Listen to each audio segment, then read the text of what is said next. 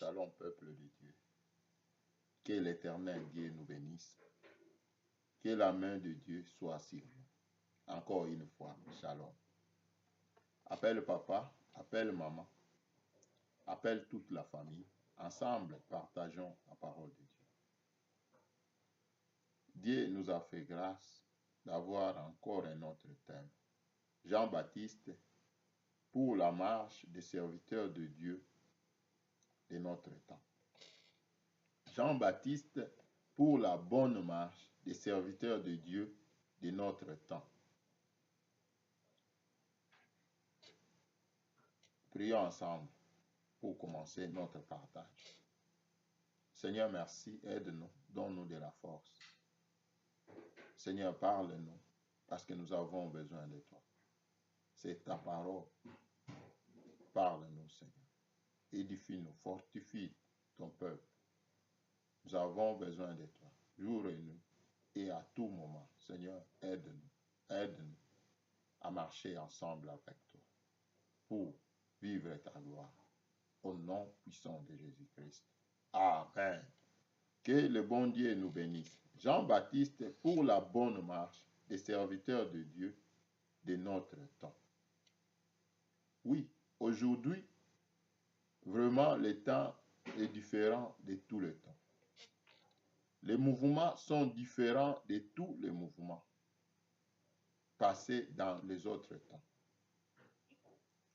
La population est différente de la quantité qui était auparavant. Le nombre de serviteurs de Dieu, c'est aussi différent à ce qui a été passé auparavant. Que le bon Dieu nous aide. Pourquoi Jean-Baptiste?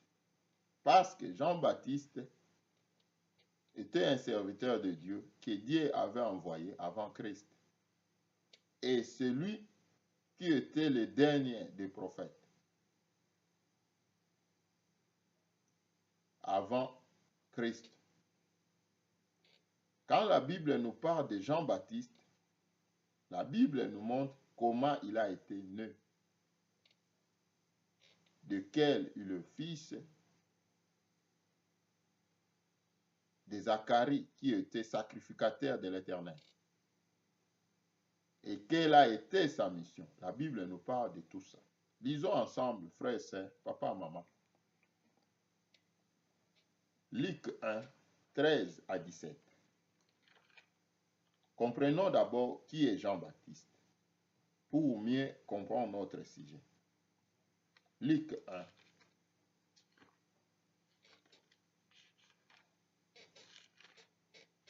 Versets 13 à 17.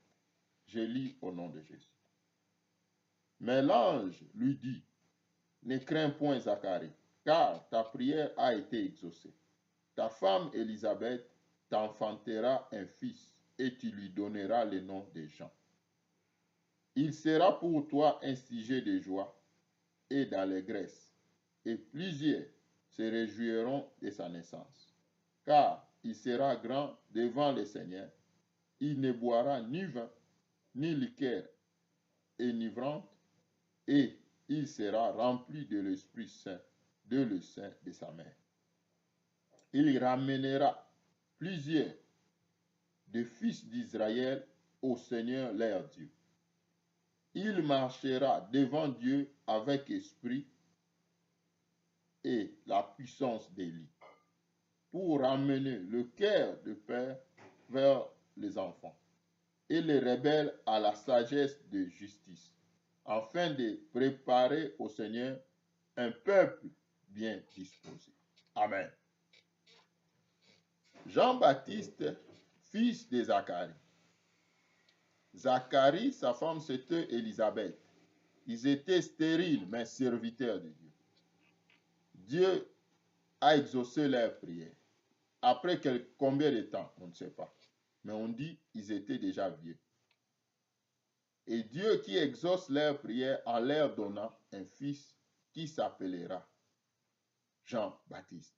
Et Dieu donne des précisions sur la mission de ce fils. tout serviteur de Dieu, avant même de naître, Dieu a déjà préparé une mission et Dieu l'a choisi déjà d'avance. Le choix de Dieu est sur lui. Mais ici, sur Jean-Baptiste, la Bible nous parle des choses très, très, très importantes. Quand l'ange a parlé à son père, il a donné la mission du fils, comment il est et qu'est-ce qu'il fera. Du verset 15 au verset 17, la Bible dit, il sera grand. Est-ce qu'il est grand devant les hommes ou devant Dieu? Ça, c'est la première chose. C'est de toi, là où tu es, de revoir encore ce verset, Dieu te parlera. Continuons, mon frère, ma soeur, papa, maman.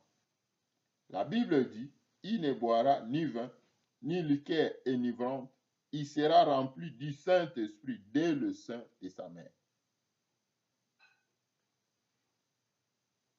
Il ramènera plusieurs de fils d'Israël au Seigneur leur Dieu. C'est la mission que Dieu a donnée à Jean. 17. Il marchera devant Dieu avec esprit et puissance d'Élie pour amener le cœur de père vers les enfants et les rebelles à la sagesse des justes, afin de préparer au Seigneur un peuple bien disposé. Jean était envoyé avant le Seigneur pour préparer un peuple bien disposé pour le Seigneur. Amen. Jean, pour la bonne marche des serviteurs de Dieu de notre temps. Jean, que l'ange a précisé sa mission sur cette terre, quand il est né, Dieu lui a fait grâce de commencer la mission. Mais Jean qui commence la mission, au lieu d'être dans la ville, Jean, il doit être dans la forêt ou bien au désert pour prêcher la parole. L'église, c'est resté à la ville, synagogue, temple, tout ça, c'est resté dans la ville. Mais Jean va être au désert. Comment?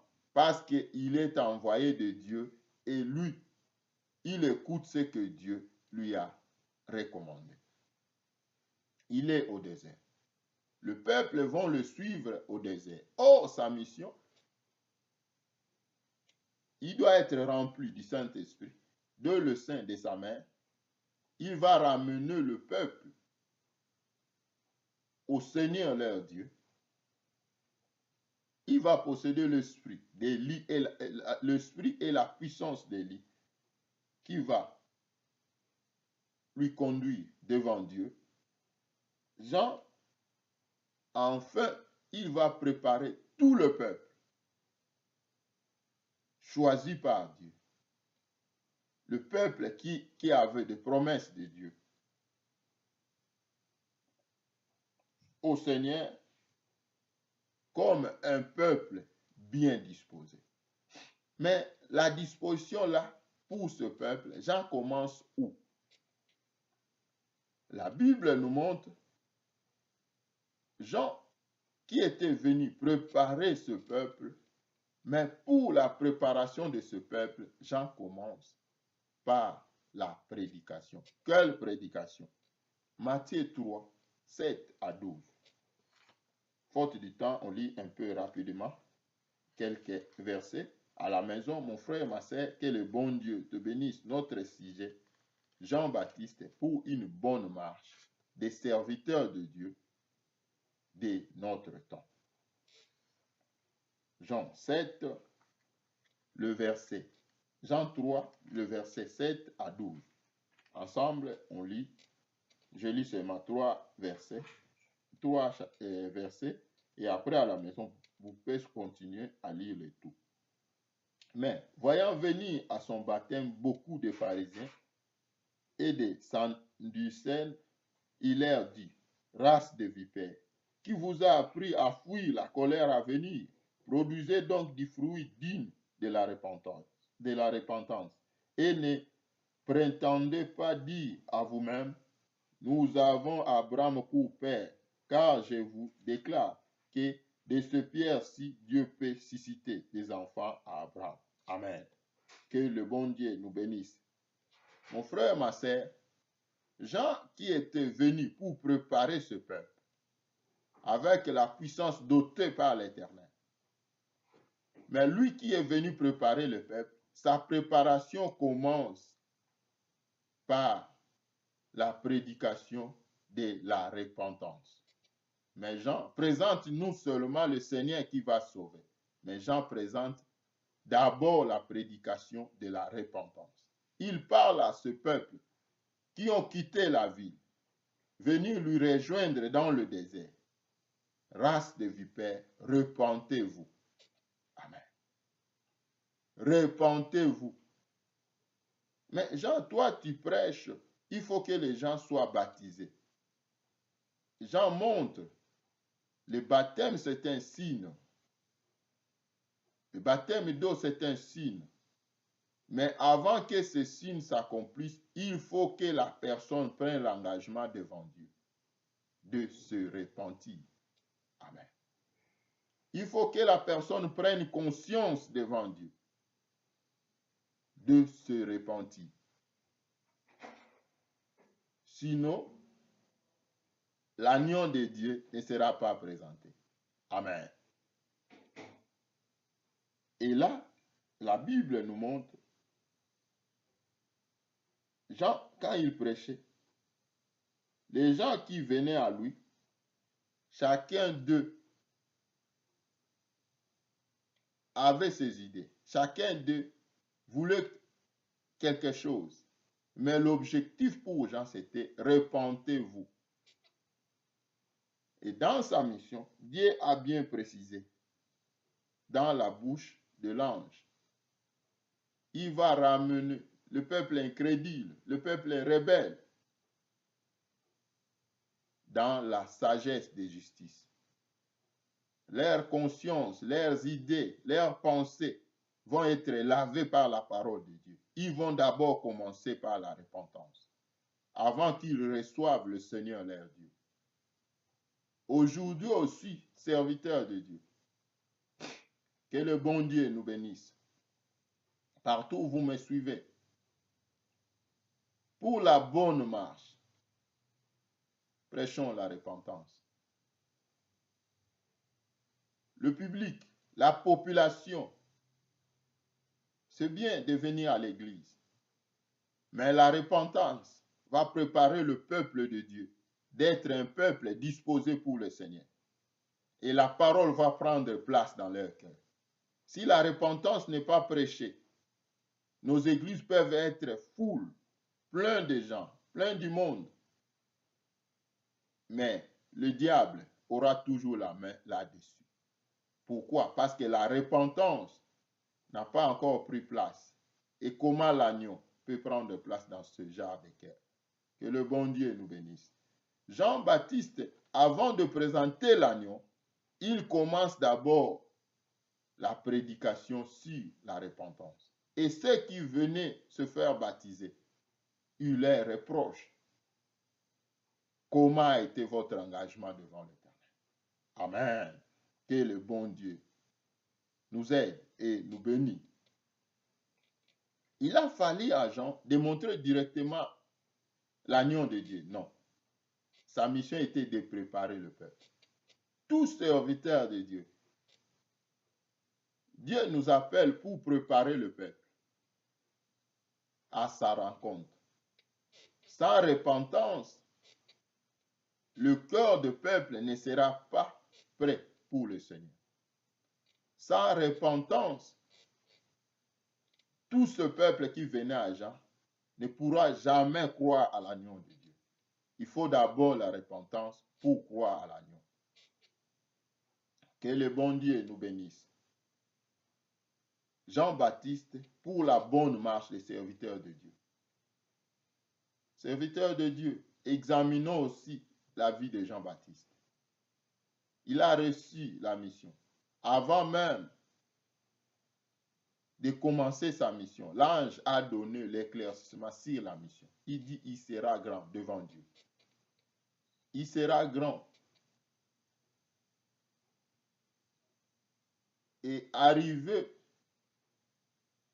au moment opportun ou au moment où sa mission doit se faire, doit être réalisée, Jean-Baptiste fait la même chose que l'Éternel lui a envoyé sur cette terre.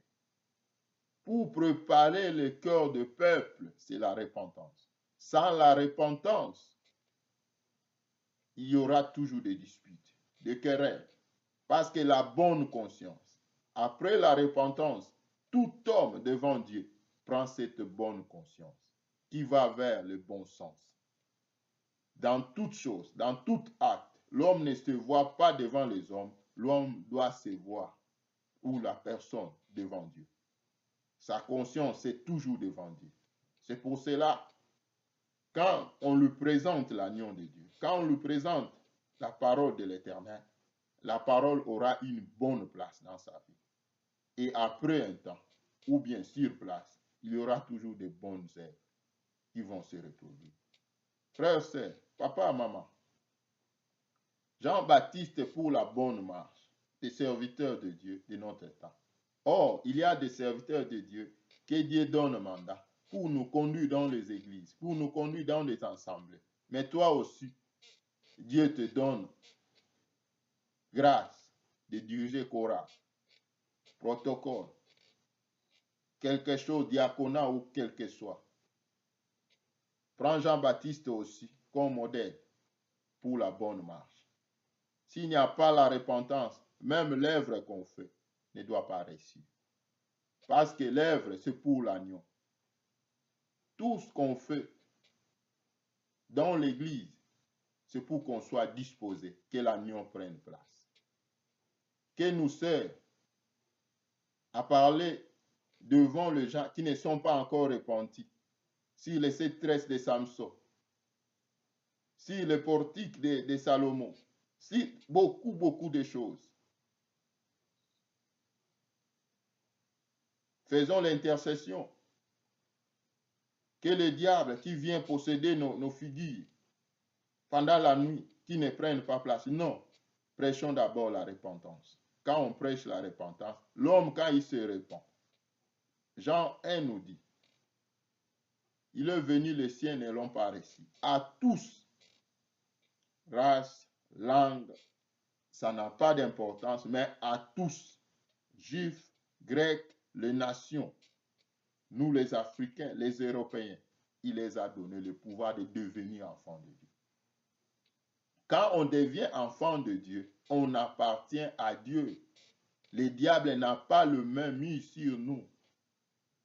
Peut-être par nos faiblesses, on peut lui donner accès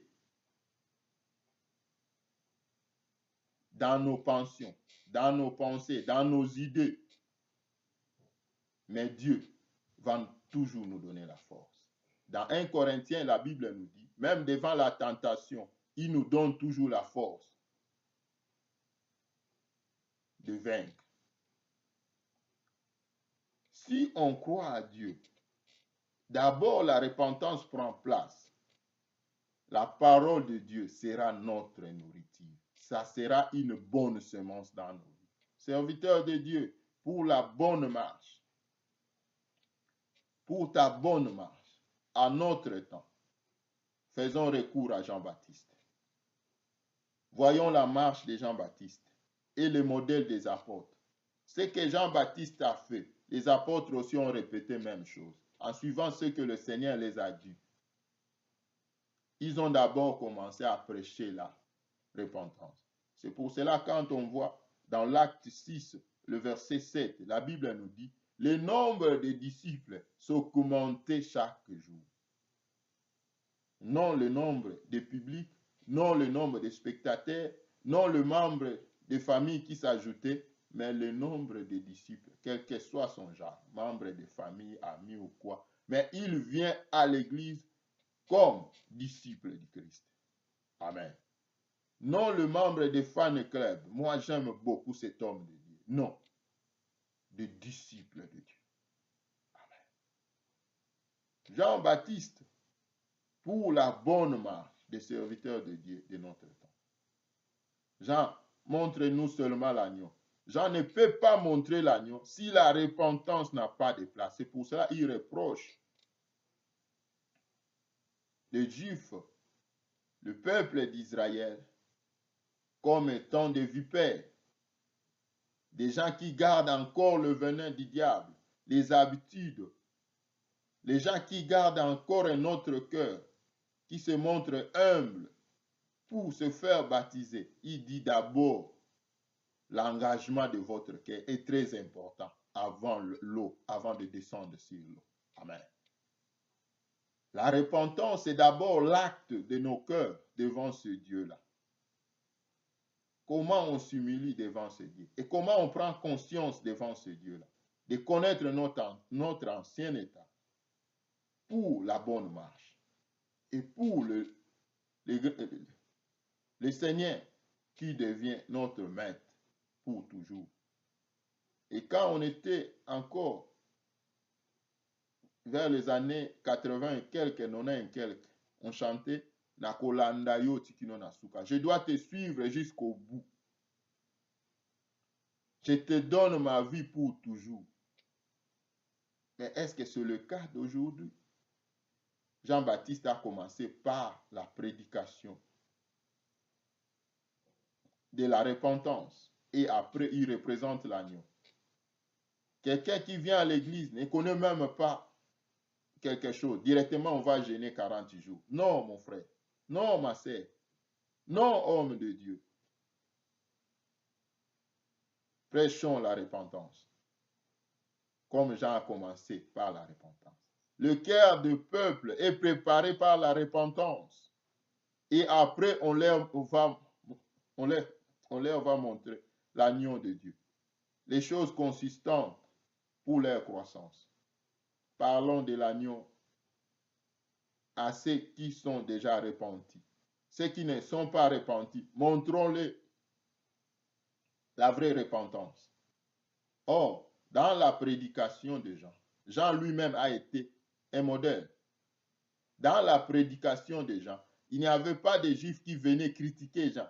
Qu'est-ce que toi tu nous parles? Non. Que le bon Dieu nous fait grâce. Jean-Baptiste, pour la bonne marche, des serviteurs de Dieu de notre temps. Tu es serviteur, que le bon Dieu te bénisse. Celui qui t'a fait grâce, marche toujours avec ce Dieu-là. Mais n'oublie pas, Jean-Baptiste, avant de présenter l'agneau, il va d'abord prêcher la repentance. Comment Jean-Baptiste a présenté l'agneau? Là, on voit Jean 1, verset 19 à 34, mais on va sauter d'autres versets. La Bible nous dit, voici le témoignage des gens. Lorsque les Juifs l'envoyèrent de Jérusalem des sacrificateurs et de Lévites pour lui demander, toi, qui es-tu? On saute vers le verset 24. Ceux qui avaient été envoyés étaient des pharisiens. Ils lui firent encore cette question. Pourquoi donc baptises-tu si tu n'es pas le Christ, ni Élie, ni le prophète? Jean leur répondit, moi, je baptise d'eau. Au milieu de vous, il y a quelqu'un que vous ne connaissez pas, qui vient après moi. Je ne suis pas digne de délier la coulier de ses souliers. Ces choses se passèrent à Béthanie, au-delà du Jourdain, où Jean baptisait. 29. Le lendemain, il vit Jésus venant à lui. Il dit, voici l'agneau de Dieu qui ôte le péché du monde. Quand l'homme se répand, il regrette de son état passé. Et quand il rencontre l'agneau, c'est pour que l'agneau lui justifie. L'agneau lui purifie. L'agneau ôte ses péchés. Et que l'agneau soit son maître de tous les jours. Soit son Seigneur et Sauveur de tous les jours. C'est l'agneau qui va lui ôter de ces trous de la mort, de ce monde où les portes de l'enfer sont ouvertes pour attirer les gens. C'est l'agneau. C'est lui qui détient ce pouvoir de sauver. C'est lui qui détient ce pouvoir de délivrer, de guérir. C'est lui qui détient ce pouvoir de prendre soin de ce brebis parce qu'il est le bon berger. Que le bon Dieu te bénisse. Jean ne peut pas montrer l'agneau de Dieu aux Juifs si ils n'ont pas encore reçu la repentance. Il faut qu'ils reçoivent le message de la repentance. Mon frère, ma soeur, papa, maman, dans le service de Dieu, retournons dans la parole. Prêchons d'abord la repentance, que le cœur des gens soit préparé pour l'éternel. Et là, l'agneau va prendre une bonne place. Le peuple seront bien préparés. Terminons par ça. Marc 16, 15 à 20. Qu'est-ce que Christ a dit aux disciples? Après sa mort, après la croix de Golgotha, après 3 jours, Jésus-Christ est apparu aux disciples. Et après quelque temps, il doit être enlevé, retourné au ciel. Et ça, ce sont ces dernières phrases laissées aux disciples. Lisons ensemble. 15 à 20. Puis il leur dit, allez partout dans le monde et prêchez la bonne nouvelle à toute la création. Celui qui croira et qui sera baptisé sera sauvé, mais celui qui ne croira pas sera condamné. Voici le miracle qui accompagneront ceux qui auront cru à mon nom. Ils chasseront les démons, ils parleront de nouvelles langues, ils saisiront des serpents, ils boivent quelques breuvages. S'ils boivent quelques breuvages mortels, il ne leur fera point de mal. Ils imposeront le main aux malades et les malades seront guéris. Le Seigneur, après leur avoir parlé, fit enlever au ciel et il s'assit à la droite de Dieu. Amen. Que le bon Dieu nous bénisse. Ça, c'était le dernier parole du Seigneur. Quand le Seigneur leur parlait, il leur montre.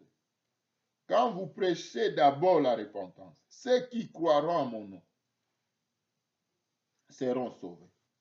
Si les gens ne croient pas encore à Christ, c'est difficile de recevoir la parole du Christ. Et c'est difficile à ces gens-là, même impossible d'être sauvés. C'est la parole de Dieu qui nous le dit, mon frère, ma soeur, papa, maman. Si les gens-là ne seront pas sauvés, à quoi bon de rester toujours devant ce peuple pour leur parler du Christ? À quoi bon d'être toujours ensemble? Si on part à l'église, si on cherche Christ, c'est parce que c'est lui qui est la vie et c'est lui qui donne la vie. Quand on croit à lui, il nous sauve. Quand on ne croit pas à lui, la condamnation est devant nous. Il dit, quand nous croyons en lui, à son nom, comment on peut croire? C'est par rapport au message de la repentance. On peut remplir les églises. On peut parler du Christ. S'il n'y a pas repentance, le salut est loin de nous. Quand il y a repentance, la deuxième des choses de savoir, tous qui croient en Christ, ils ont reçu le pouvoir.